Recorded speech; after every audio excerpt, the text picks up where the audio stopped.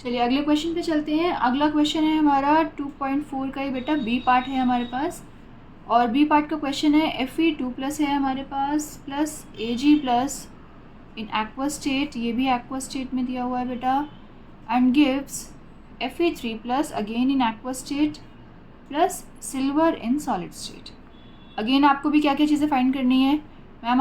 हमें फाइंड करना है E0 सेल, हमें फाइंड करना है इसमें गिब्स एनर्जी, और हमें फाइंड करना है Kc।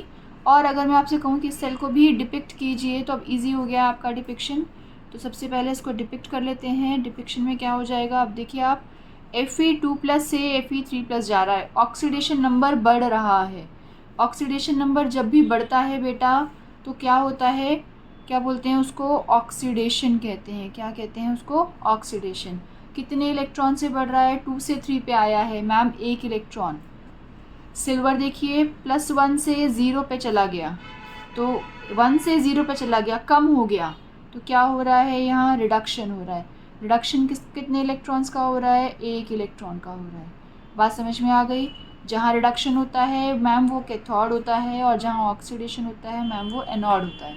तो मुझे एनोड भी मिल गया, मुझे कैथोड भी मिल गया। तो डिपिक्शन क्या होती है, anode, anodic, salt bridge, cathodic, cathode.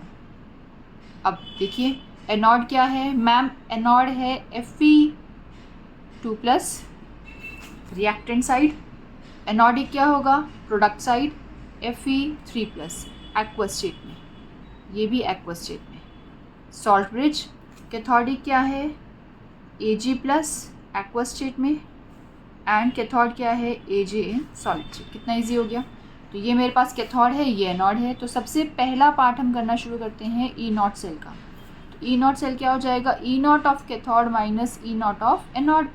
तो E0 cell is equals to E0 of cathode क्या है, Ag+ by Ag minus E0 of Fe3+ by Fe2+। क्यों मैम, ऐसे क्यों किया, ये ऑक्सीडेशन हो रहा है, और फॉर्मूले के हिसाब से हमेशा स्टैंडर्ड रिडक्शन पोटेंशियल लिया जाता है। अब वैल्यूज़ देखो, सिल्वर की वैल्यू क्या होती है बच्चे, 0.80 माइनस, अब आपको ये जो वैल्यू देखनी है ना बेटा, आपके टेबल में 2 वैल्यूज़ दी हुई हैं, तो बहुत होशपूर्वक अपने वैल्यूज़ को आपको एनालाइज करना है। आपने एक स्टेप गलत किया और आपकी वैल्यू गलत, आंसर ही गलत हो जाएगा बेटा। देखिए यहाँ पे ये टेबल दिया हुआ है, इस टेबल में देखो एक वैल्यू हमें दी हुई है आयरन की, ये वाली, जिसमें आयरन जो है वो 2+ से 0 स्टेट पे आ रहा है। हमें रिक्वायर्ड ये है, नहीं मैम ये तो रिक्वायर्ड नहीं है। हमें क्या रिक्वायर्ड है मैम, हमारे क्वेश्चन में 2+ से 3+ में जा रहा है। तो 2+ से 3+ में कहाँ जा रहे हैं, वहाँ ऑक्सीडेशन हो रहा है। ये देखिए Fe2+, Fe3+, तो रिडक्शन हो रहा है यहाँ पर Fe3+, Fe2+। यस, तो ये वाली जो वैल्यू है इसे आप लेके चलेंगे, तो 0.77। तो मैंने यहाँ वैल्यू लिख दी 0.77। मैम हो तो ऑक्सीडेशन रहा है ना, लेकिन बेटा हमेशा रिडक्शन पोटेंशियल लिया जाता है। ऑक्सीडेशन पोटेंशियल और रिडक्शन पोटेंशियल की वैल्यू सेम होती है बट ऑपोजिट इन साइन। तो अगर यहाँ पे रिडक्शन पोटेंशियल ये पॉजिटिव है तो मैम इसका ऑक्सीडेशन पोटेंशियल नेगेटिव होगा। बिल्कुल, oxidation potential and reduction potential हमेशा सेम होते हैं but opposite in direction. That means negative sign हो जाता है। अगर ऑक्सीडेशन मेरा पॉजिटिव है तो रिडक्शन नेगेटिव हो जाएगा, ऑक्सीडेशन नेगेटिव है तो रिडक्शन पॉजिटिव हो जाएगा। ठीक है, तो अब यहाँ से E0 सेल मुझे मिलेगा, माइनस कर दो, कितना आ जाएगा 0.03 वोल्ट। अगेन पॉजिटिव आया है तो मतलब हमारी रिएक्शन क्या है मैम, फिजिबल है। वेरी गुड, स्पॉन्टेनियस रिएक्शन है। तो मेरे पास E0 सेल आ गया पॉजिटिव का। अब यहीं पे हम छोटा सा पार्ट में दूसरा पार्ट भी देख लेते हैं। ΔRG0 गिब्स एनर्जी क्या होती है, गिब्स एनर्जी, गिब्स एनर्जी होती है बेटा -NF E0 सेल। अब तो आपको फॉर्मूलेज लर्न होने चाहिए। अब N कितना है मैम, N तो 1 है, F कितना है 96500 और E कितना है 0.03। तो हमने इसको मल्टीप्लाई कर दिया तो हमारे पास कितना आ जाएगा, मल्टीप्लाई करके मिलेगा बेटा माइनस का 2895 जूल पर मोल। तो मैम इसको किलो जूल में कर लेते हैं, डेसिमल आफ्टर 1 डिजिट, 3 डिजिट्स, तो 2.895 किलो जूल पर मोल।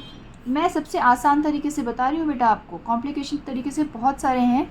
आप चाहते हैं कि आप आसान तरीके से सीखें तो ज़रूर वीडियोस को वॉच कीजिए, और अगर आपको चाहिए कि नहीं कॉम्प्लिकेशन से चाहिए तो फिर तो मैं आपकी हेल्प नहीं कर सकती हूँ, क्योंकि मैं तो सिंप्लीफाइड तरीके से बताती हूँ। अब क्या निकालना है हमें, सी पार्ट में केसी। मैं कोशिश कर रही हूँ कि केसी भी इसी पेज पे आ जाए ताकि मुझे ये वैल्यूज़ यहीं से देखने को मिल जाएं। ठीक है बेटा, तो आई होप आपको दिख रहा होगा। तो केसी कैसे निकालेंगे, देखो अब यहाँ पर केसी क्या होता है, एंटी लॉग होता है मैम किसका, n into E not cell by 0.059, anti log of n कितना है 1 इंटू 0.03 0.059, तो Kc is equals to anti log of कितनी आ जाएगी डिवाइड करके ये वैल्यू, आपने इसको डिवाइड किया आपके पास आ जाएगा 0.507। ठीक है, ये वैल्यू आ गई आपके पास। अब आप क्या करोगे मैम, डेसिमल से देखते हैं एंटी लॉग को। रूल बेटा वही रहेगा, ये नहीं है कि पिछले क्वेश्चन में ये था तो अगले क्वेश्चन में चेंज हो जाएगा, ना ना ना बिल्कुल नहीं होगा। 0.50 का 7 देखना है हमें, 0.50 का 7th को देखना है। तो फिर से देखते हैं लॉग टेबल में, मैं सिर्फ आपको बताने के लिए कि कैसे देखते हैं इसलिए बता रही हूँ, और ये क्योंकि मेरे बहुत पुरानी बुक है बेटा मेरी ये। 0.50 का 7th देखना है आपको, देखो 0.50 का 7th 3214 क्या है, ये एंटी लॉग की वैल्यूज़ है। देखो यहाँ पर फिर से मैं न्यूज़पेपर हटा के बता रही हूँ आपको, मैंने फोल्ड कर रखा है यहाँ पे इसको, बुक को, कितना है 3214 है ना।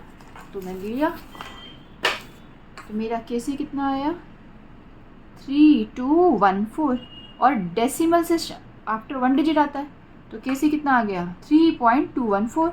और मैम आपने जो कहा था कि 10 की पावर में आ जाता है जो भी आगे लिखा होता है, अब आगे तो 0 लिखा हुआ है, और 0 किसी की भी पावर बन जाए तो वो क्या हो जाता है 1। तो मेरा केसी कितना आएगा, केसी आएगा 3.214, ये इसकी वैल्यू होगी। ठीक है बेटा।